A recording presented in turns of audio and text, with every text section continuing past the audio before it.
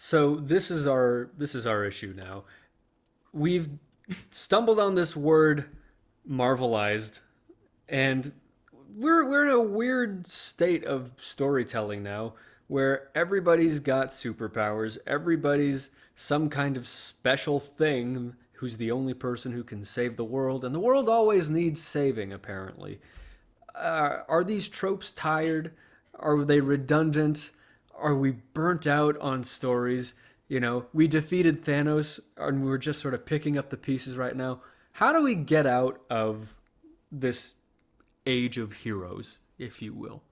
It's superpowers and good heritage sometimes as well. Good Like the heritage? Or heritage. both. So someone or money, right?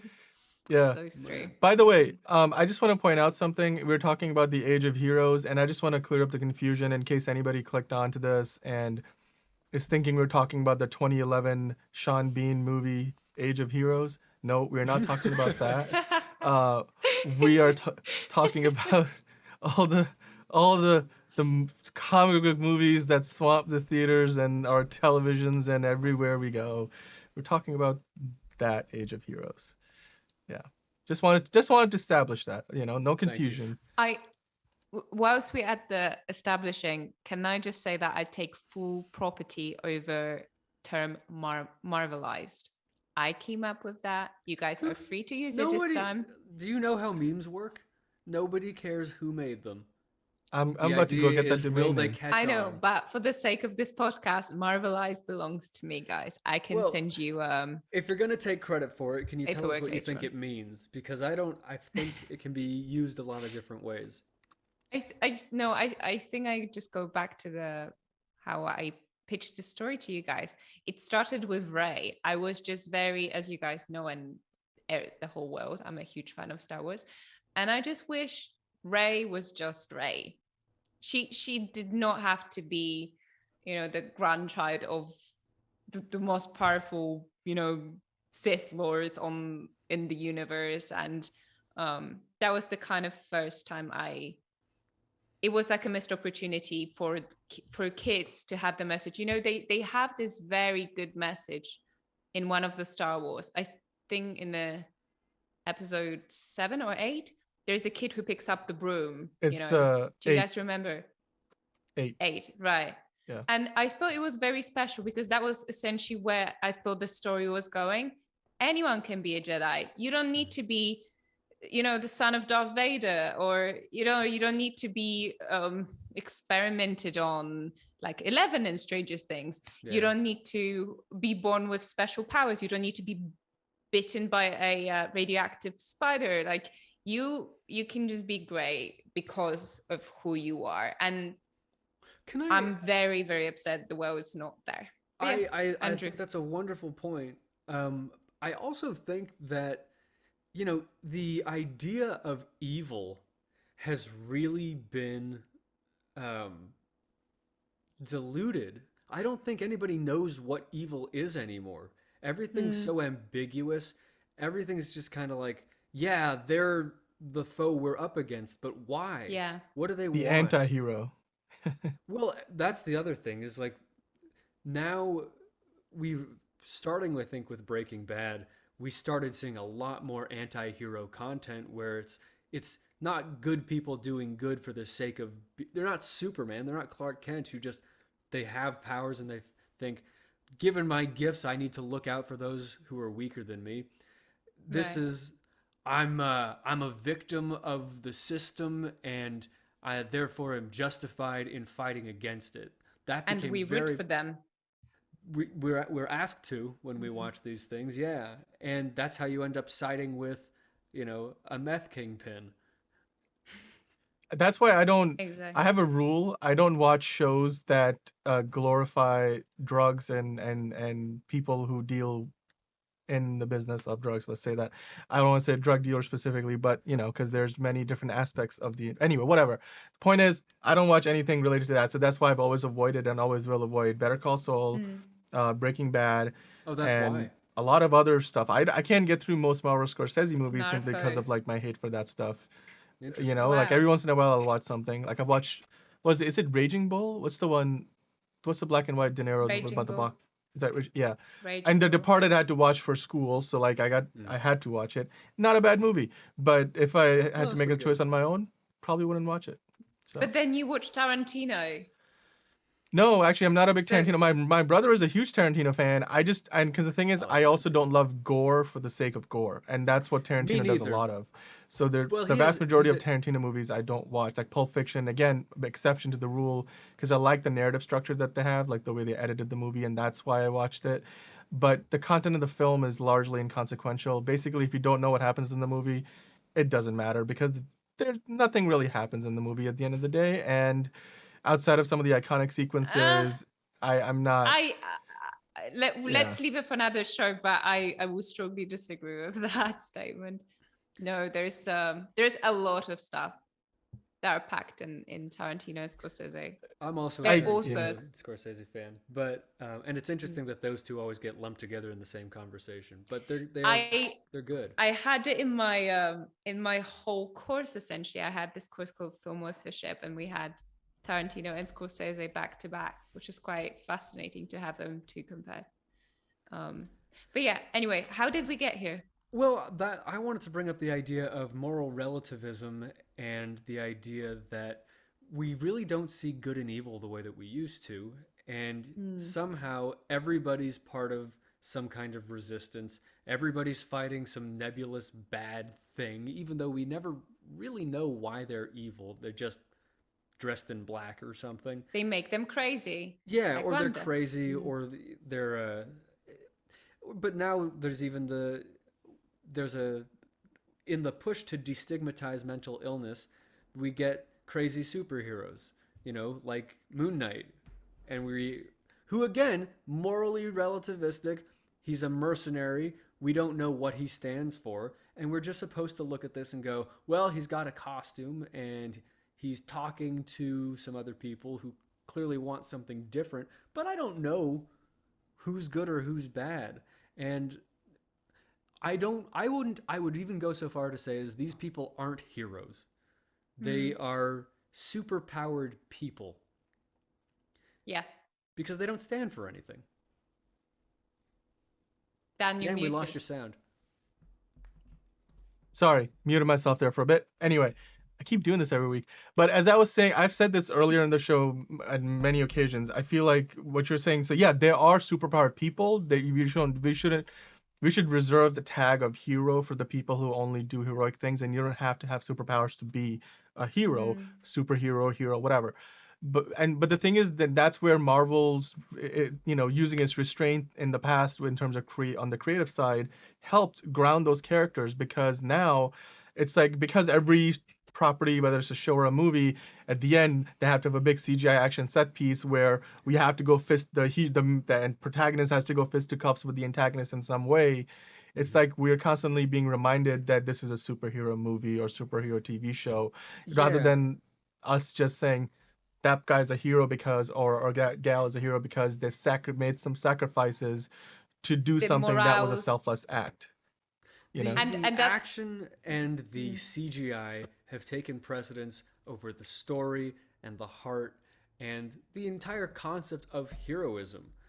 So I don't know. Maybe we need to reassess the title of this, because I don't think we're in an age of heroes. I think we're in an age of moral relativism that is irresponsible and doesn't tell very good stories. Not anymore. Yeah, I mean, not to say I don't want to sound like we're generalizing here, because here right now we're talking about specifically superhero movies, so like Marvel, DC, any other superhero property specifically. Like, think Marvel more so than anything else right now, because that seems to be that's like a theme this week, because their projects are all over the place. We got Miss Marvel coming up, Thor's coming up, Doctor Strange, Moon Knight just finished, Wakanda Forever. We can be talking about majority of the films where feature people with special powers. The intentions behind it aren't relevant anymore. But like, okay, so for example, I was gonna mention Everything Everywhere All at Once.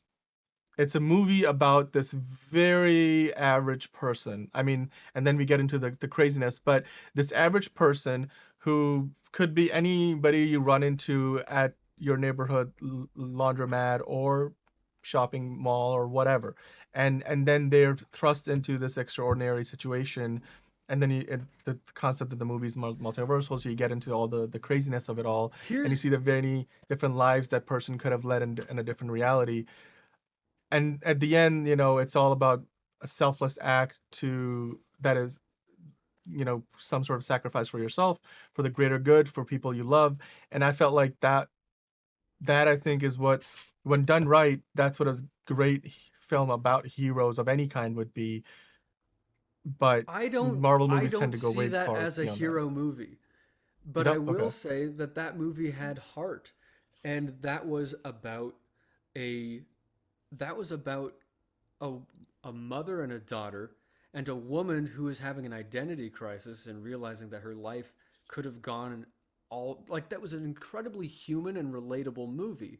And there was a way in for anybody watching that to be like, yeah, when I think about all the other things I could have done or all the things that I could do with my life, that's something that every person thinks about. Not Mm. every person is the one person who can travel in between universes and needs to press the button in this universe so that the other button goes off in the other universe. Like it's Do you do you remember Everything Everywhere All at Once? She was a nobody. yeah. Right. Like she didn't even have special powers. That's No. why it was such a refreshing film. And I think I mean, that one ties of back to like what you said, the biggest mistake that um Lucasfilm made with Star Wars after Episode 8, where they clearly established that the theme of the movie was you don't have to be a Jedi or a Sith Lord to make a difference. You could be anybody, and that was like woven into like everything that what was the love interest for Poe in that movie? Played, was it Kelly Marie Tran played the, I forget the name of the character, but that was the biggest thing. If you were walking away with one theme from that movie, it was that. But then it like the was for next movie Finn. completely Yeah. reverses course and says, oh, never mind, this is Star Wars. You have to be special in this universe to matter. Taking it to a total extreme with that whole concept. Yeah. But yeah. I don't know. I've been saying this for years, but I would love something like the original Superman movies to come out. I would love a guy to just be a good person who is straightforward, who is standing up against real problems that we understand, and is just looking out for people.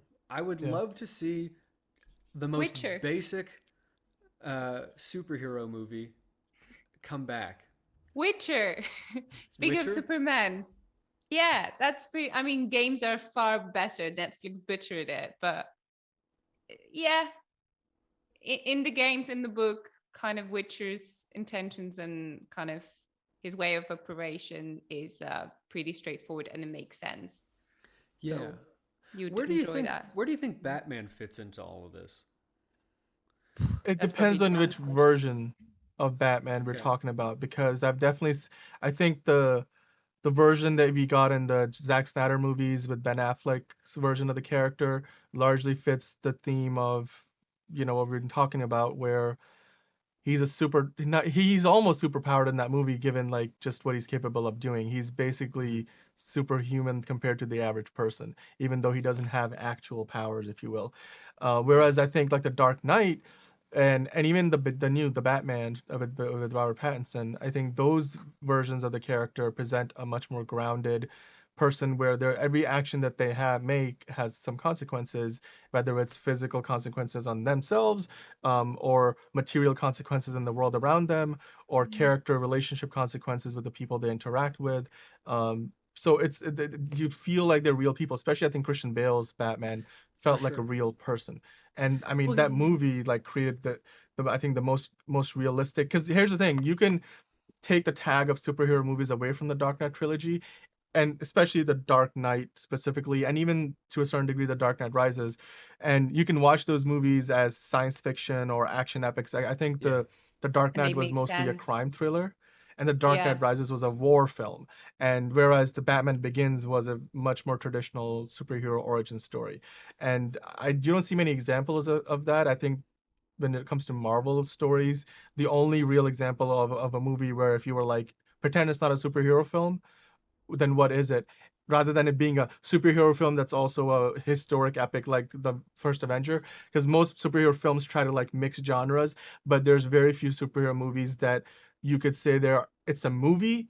If it wasn't a superhero movie, it would still be a movie. But And they've Logan is an tried example that. I would As point out, like a as I Western. mentioned earlier in Yeah. Doctor Strange, they really, it's almost like they've tried it. They've tried to be a horror film for, I'll go as far as 40% of the relative. film. I was getting elements of horror film, but I don't know what happened, whether Disney was like, hey, hang on, you need to calm down. It's still children's kind of, we still get children in the movie theater for that.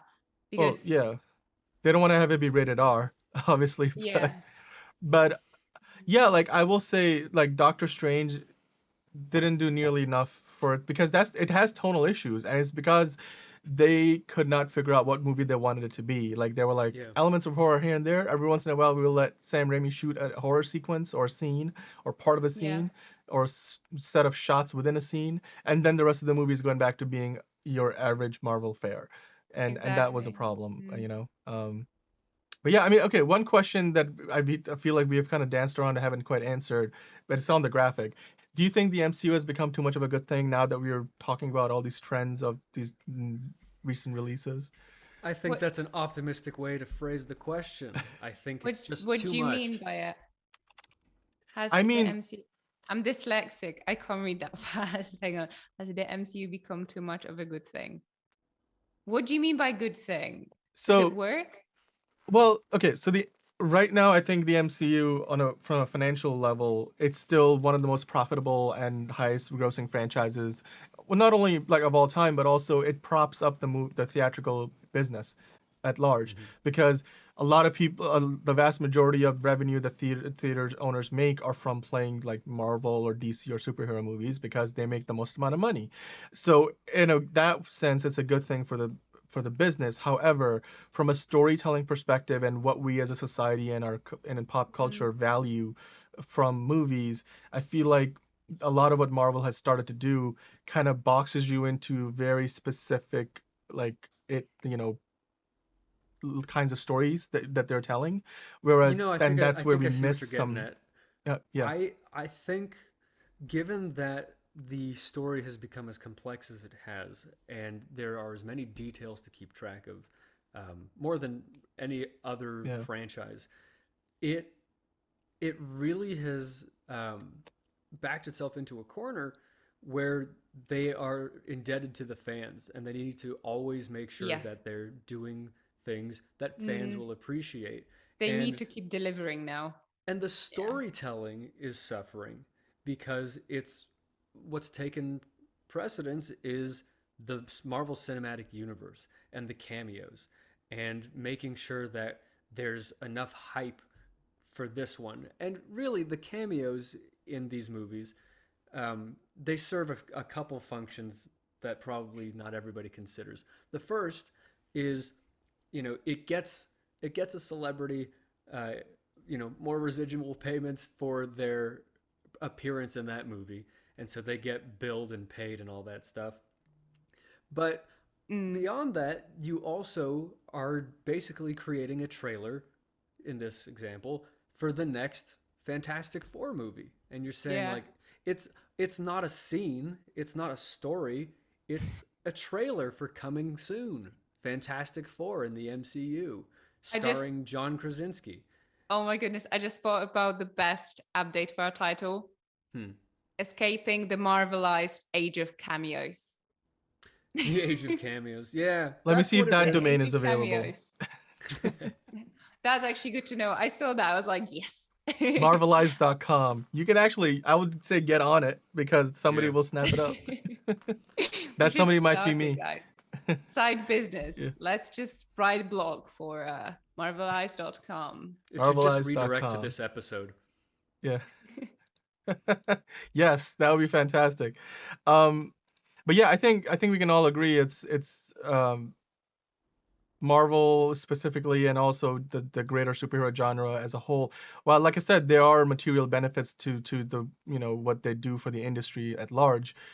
Bringing people back to theaters, like the Spider-Man movie, $2 billion. No Way Home. It propped up the industry at a time when a lot of movies were struggling. But what it does is, the downside of it is it takes over so much space for other storytellers to thrive doing things that are not superhero movies. Like filmmakers now have to, in order to like gain enough clout to do what you want to do, you have to do these studio pictures, which has always been a trend, but now more so than ever, most studio pictures that you see where they're dropping 150 million plus in budgets happen to be superhero properties. There's very few exceptions to the rule, or if they're not superhero movies specifically, it's like it's about family, or it's about Vin Diesel and like Fast and Furious or Jurassic I don't Park. have friends. Uh, I got family. Oh, what happened there? What happened? Well, I guess Vin Diesel had to get a word in there. But that's, again, the point is, like, even if it's not a superhero movie, it basically feels like a superhero movie because the people are like, acting like superheroes. So yeah, I feel like we need more Yeah. human stories, is what I'm trying to say. I would like to see more human stories. I'd like to see more human acting. I am really not a fan of this Meisner technique of doing less and doing less, because you are left with robots who don't emote. And what I also find is that people watch movies and then they imitate them. And so people become like the things they watch. And people have Exactly. character. Regular people, they do things and they move around. I would love to see an unscripted sneeze in a movie, that doesn't drive the plot forward or something like that. Just like, let's Something see human. people Yeah. do what they actually do. You want to Yeah. really show the truth of humanity? Stop underacting. Stop unreacting. Actually do something. And Affect newsflash, reality. we don't have superpowers. That No one too. does. It just randomly reminded me of that scene from 21 Jump Street where there's like Nick Offerman's like sitting across the desk from Channing Tatum and Jonah Hill, and they're like, "Can you? What are the Miranda rights?" He's like, "You have the right to be an attorney." He's like, "What?" And then Jonah Hill's like, "Well, you do have the right to be an attorney if you want." And like, and then Nick Offerman goes like, "You two idiots are perfect." And it's like at the start of the movie before they get sent on the whole undercover mission. And I know that those two, that 21 Jump Street, 22 Jump Street, were largely like, they had a script and stuff, but there was a lot of improvisation, and some of the best moments in those movies were just improvised, lines and moments in the scenes. Which is often So, the case for yeah. acting. Yeah. Okay, well, so I think whatever age we're in, it's safe to say it's time for us to escape it and see something new. Yeah. Or if you disagree, or if you do agree, tell us what you think. Like, subscribe, share. This is Oh So Curious.